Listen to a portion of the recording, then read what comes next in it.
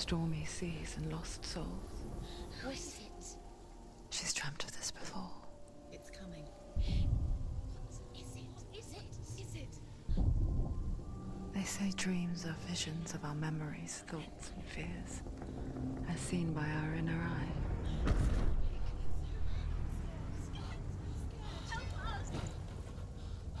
But what if each one of us is always dreaming, even when awake?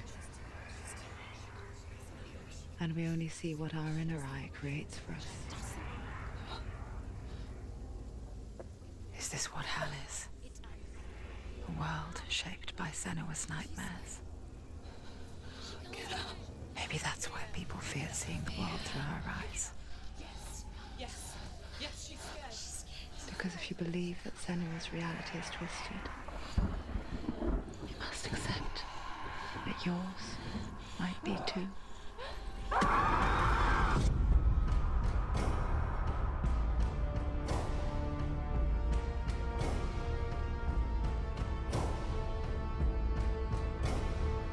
Hellblade: Senua's Sacrifice is a video game about Senua, a Celtic warrior on a vision quest into Viking territory. But what sets our hero Senua apart is that she suffers from severe psychotic mental illness. He knows she's getting closer. He can feel her coming closer. She's getting closer.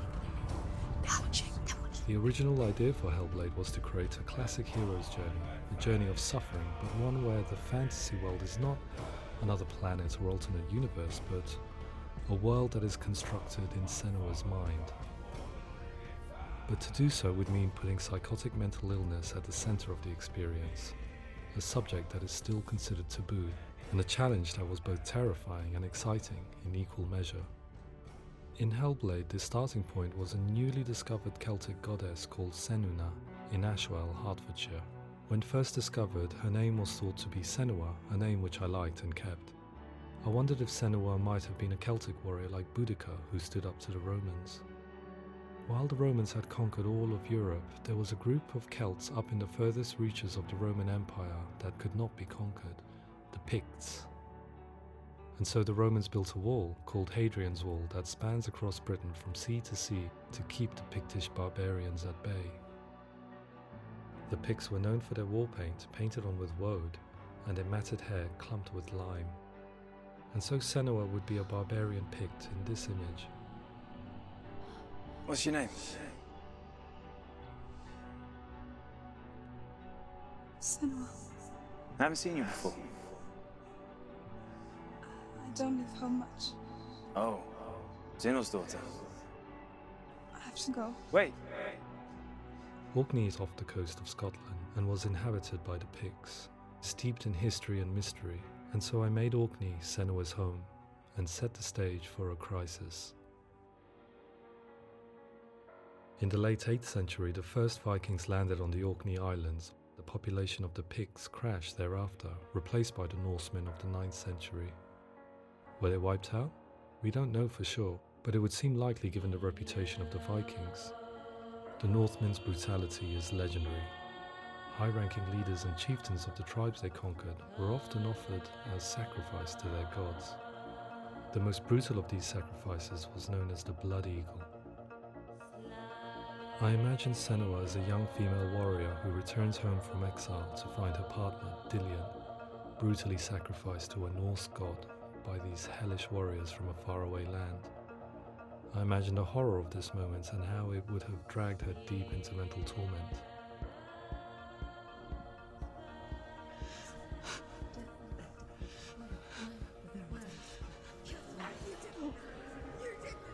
No!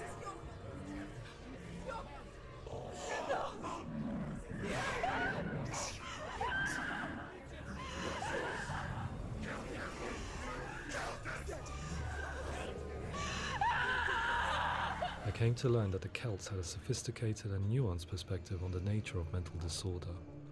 One term they used was Gelt. A Gelt is a man or woman who has been driven mad by a curse, battle trauma, or grief. The Gelt would take to a life in the woods in search of penance, punishment, and purgation. And so Senua became a Gelt, cursed by darkness, looking for redemption in the wilds. Another word the Celts used in reference to mental disorders was druth, meaning fool, or Liar. one who utters the words of God. They tell of the mad sinner who flees battle into exile and takes on a beastly nature, growing feathers on his body. The character called Druth in Hellblade is based on a little-known person called Findan, an 8th century Irish Celt who was captured and enslaved by the Vikings, but eventually escaped to Orkney where he became a monk. I will tell you my stories of hell, if I may walk with you. Upon meeting Senua, it would be his stories that fuel her quest deep into their world of gods. The Northmen say the world will come to an end. The sun will grow black, the earth will sink into the sea, the stars will disappear, fire and water will meet, flames will play against the sky, the heavens and earth and all the world will be burned, all the gods will be dead, and the warriors of Valhalla and people everywhere. Senua, prepare yourself for Ragnarok, for it is nigh. So the stage was set for a new adventure, a journey into the Norse underworld called Hell, a vision quest fueled by madness and myth, a fantasy that was created by Senua's own mind, and one that we would experience through her eyes. This is your mission. This is your quest. There is nothing else left. To make a game about a warrior with psychotic mental illness as its central theme was fraught with danger. Mental illness such as psychosis is still taboo and rarely acknowledged in a century of cinema, never mind the new medium of games. Where it does feature, it often conflates psychosis and psychopathy associated with a lack of empathy. It is unfortunate that these two words sound so similar that they are used interchangeably in media. I must admit that I didn't have to look very far to discover my own ignorance of the subject. So we reached out to Paul Fletcher, psychiatrist and professor of health neuroscience at University of Cambridge. Psychosis is a descriptive term, and it refers to having a loss of contact with objective reality. So it's characterized by two main sets of symptoms. One of them is hallucinations, where somebody experiences perceptions when there is no actual objective thing out there to perceive. You're already dead. Who are you? And the other is delusions, where somebody comes to very often bizarre, unpleasant, frightening beliefs when there's no good evidence in favor of them. There's no doubt about it. The source of the darkness is in Helheim. And the goddess Hela holds his soul there. We reached out to Welcome, a biomedical research charity that spends billions on research and awareness programs aimed at improving health. Mental health hasn't always been presented in the media in a way that is particularly helpful.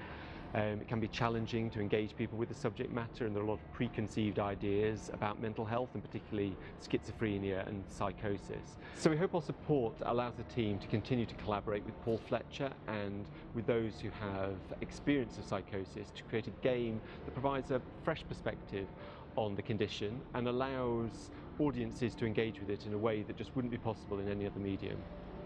What started out as a brief consultation convinced me that we were only scratching the surface of an immensely deep and interesting subject that could enrich and change the very nature of the game. That's cool. Thanks so much for coming here. Pleasure. Thanks. It's really interesting for me, and I'd love to be involved. I think it's fascinating.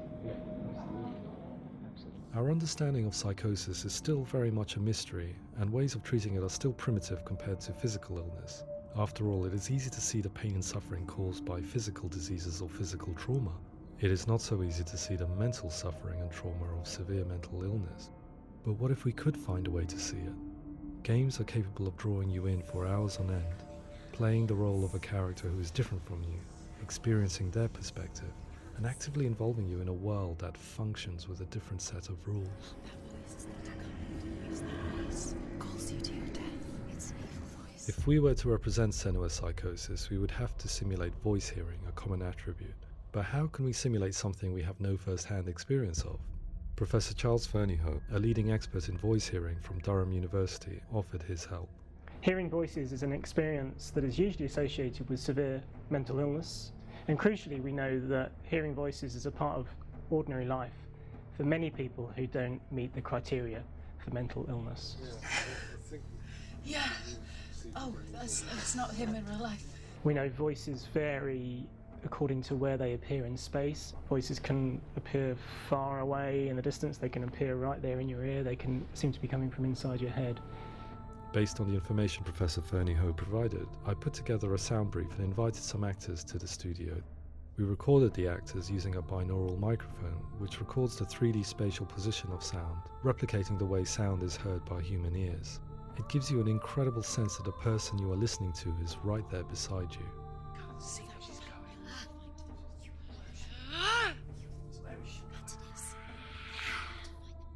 Rachel Waddingham from the Voice Collective came to our studio with 2 young voice hearers to speak to our team. We talked at length about their experiences and they listened to our tests, giving us feedback on how we could improve on it. Everyone hates her. She's cursed. It's very hard to represent what this experience is like, partly because it's such a personal, intense, emotional experience. It's testament to how Ninja Theory have been listening to what the researchers are saying, but also, crucially, listening to the experts by experience. What they've come up with is so compelling. It's by far the best representation I've heard of what these experiences are like.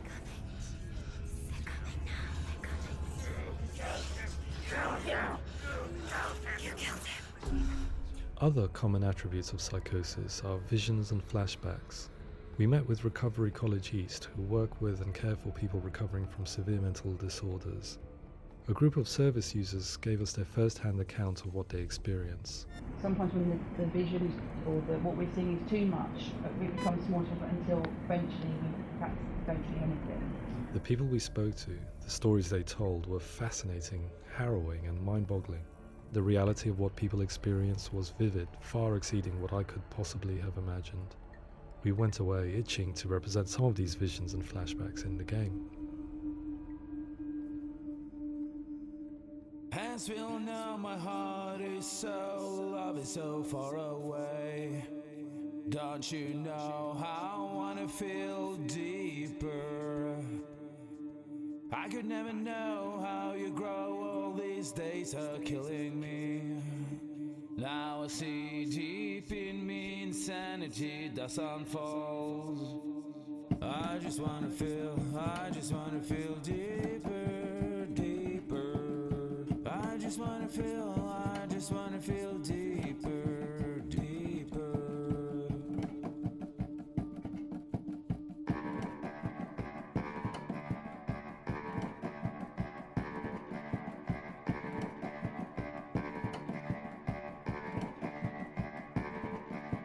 As we all know, my heart is so, love is so far away. Don't you know how I wanna feel deeper?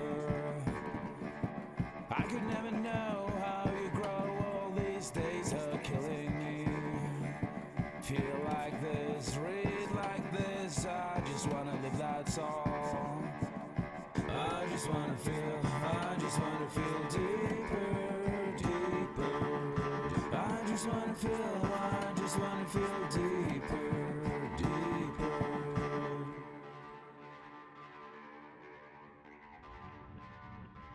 To refine our work, we continue to hold meetings with Recovery College East over the course of a year and a half, showing them what we had achieved so far and refining the in-game representations based on their feedback. With their help, flashbacks, visions and changes in perception were woven into the story and gameplay of Senua. The students that are involved in this project are incredibly excited about being involved. They have described the experience as being important because it values their lived experience and shows that despite what we have been through, all of that experience becomes valid, that actually it's something that we should all be talking about. The experiences described range from beautiful to frightening beyond comprehension. I heard of a girl who has to live with an angry voice screaming at her, slamming on her doors and walls 24 hours a day. I met someone who would often see hanging corpses in a room, so real that she would sometimes try to rescue them. The panic and fear that comes with such visions is entirely understandable, and it can be a living horror for some. Worthless, weak, pathetic. Go on, feel sorry for yourself, because there is no one left to do that for you. I was urged by one fellow that we should not shy away from showing this horror, and so I was perpetually torn in making Hellblade. Had we gone too far with our representations or not far enough? Brave. broken and lost. Just like your soul. Come on.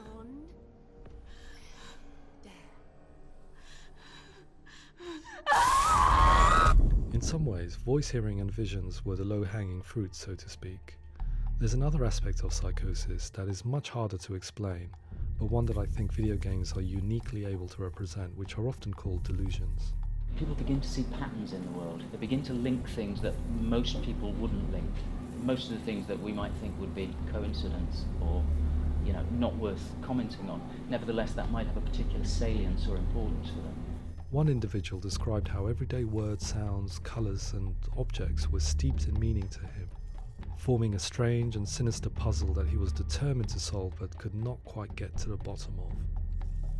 It's not just brain dysfunction. It's not like the system shut down. It's actually an incredibly creative process. The person creates a world populated with voices and phantasms and terrors, and they're completely immersed in it. They believe in it. We often invite people into the studio to play the game. In one of our playtests, they played through much of the game, making associations between runes, secret messages, and the threat of darkness that stalked them. There are many things that happen in the world of Hellblade that make perfect sense within the context of Senua's mind. The dark rot that's killing her slowly from within, the secret runes of the gods that block her path to Helheim, and strange associations that exist in the game to confuse you. To complete Senua's quest, you have to internalize and accept the logic and meaning behind these things to progress. Afterwards, they said that they didn't see much evidence of mental illness in the game. People with delusions of all sorts would argue the same thing, that they are not aware of their experience being abnormal in any way. I need this sword. It's important. Representing perception changes and thinking patterns within Hellblade gives us a set of symptoms common in psychosis. But people with lived experience were keen to emphasize another point, that it is wrong to define a person by their symptoms. Quite often, the illness comes not from the symptoms, but from the stigma, isolation and mistreatment that comes about from the rest of society. They say that I'm cursed. What if they're right? I needed someone to portray Senua, someone who could believably internalize her suffering.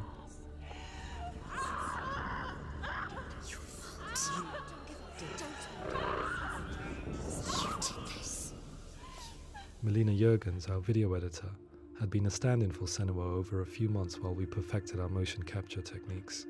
Without realizing it, she had already auditioned for the role, and I knew her well enough to know that I didn't have to teach her to act, but to relive her own internal pain.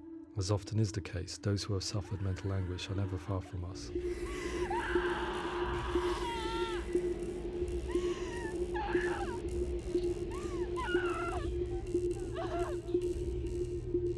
My hope is that by creating a compelling and aspirational character in Senua who feels very much real, albeit in a fantasy setting, we can provide a lens into her reality, a different one to yours, and this is where storytelling comes into play.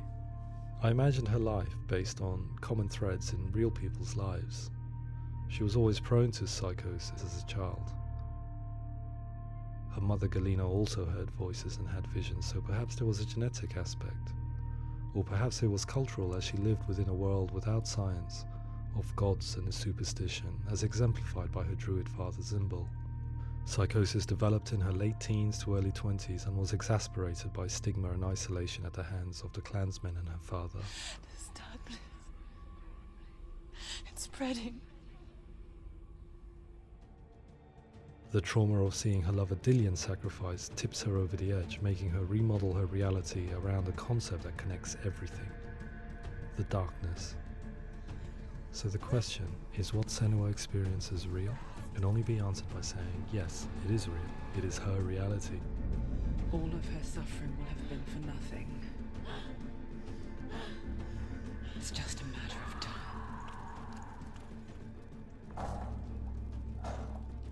Towards the end of the project, service users and professionals that had collaborated with us were invited to see the near-final game.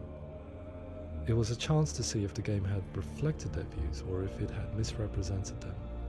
For me, being involved in especially developing Senua's character has been really important, and being able to bring in my perspective and what I see and what I hear, and having that built into the game has been a real privilege, It's gritty and it's meaty, and there are some tough subjects in there that are being tackled with honesty.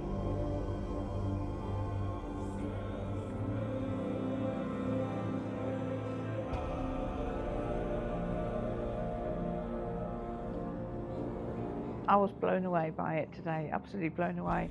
It was just fantastic to get the opportunity to use our lived experience in a very creative way.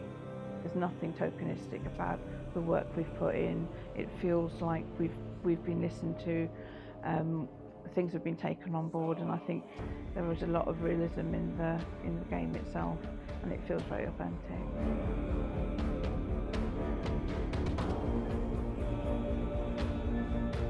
Hellblade will give people a good experience of what it's like to hear voices and have those experiences. I'm glad that the guys at Ninja Theory kind of asked us to come along and help them build an experience that's positive when it comes out, and get myself a copy and have a go.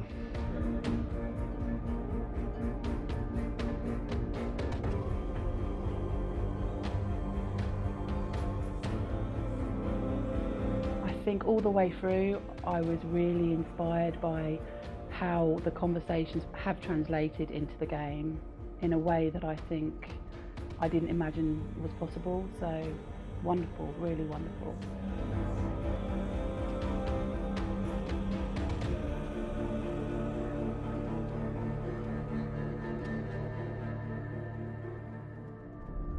I really hope that others will follow the lead they've set and use the power of something like a video game to change people's perceptions, to increase understanding, and ultimately to make some of the stigma around voice hearing and other experiences go away.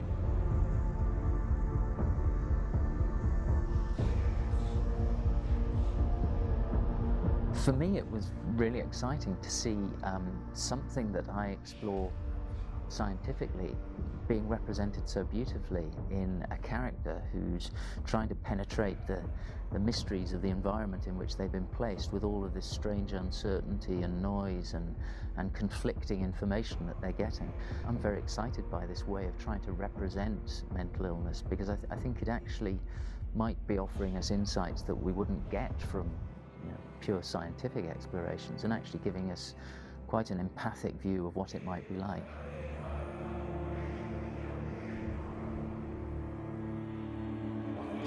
Mental illness has been with us for as long as we have been on this planet, but why? Why hasn't evolution stamped out this weakness from within our gene pool? I often pondered this question until I realized that the question had an inbuilt flaw. It assumes that being and thinking differently is a weakness. The only reason we have computers, spacecraft, medicine, poetry, art, and yes, even video games is because individuals are able to simulate new abstract realities in their minds and share them with the rest of us. We need people to be willing to see differently in order for us to progress and survive as society. And we need to be open to these new ways of seeing. And it is this spirit that motivated me to create Senua's story and share it with you.